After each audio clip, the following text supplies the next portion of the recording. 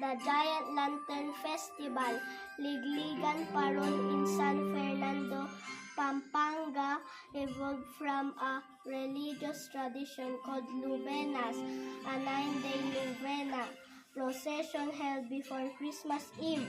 The festival has roots in the Spanish colonial era and has since become a major cultural event, earning San Fernando the title of Christmas capital of the Philippines.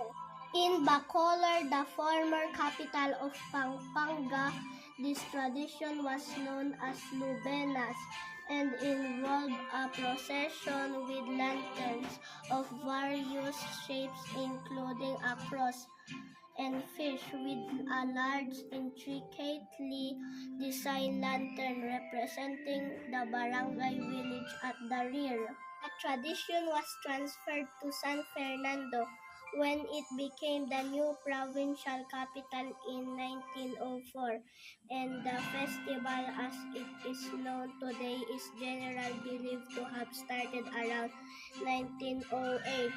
In 1908, artist San Francisco Stanislao is credited with creating the first five-pointed star-shaped parol, which became the standard design symbolizing the Star of Bethlehem.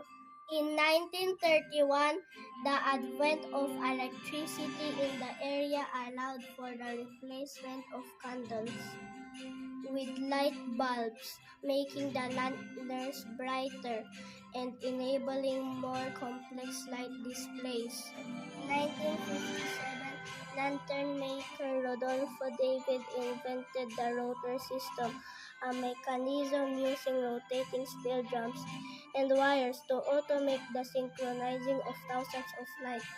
The music creating the dazzling dancing lights spectacle that the hallmark of the modern festival.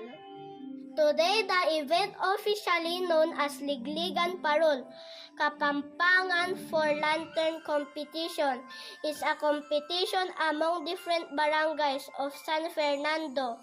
Lanterns are massive, sometimes reaching up to 20 feet in diameter, and use thousands of light bulbs and modern materials like steel frames and plastics instead of bamboo and paper.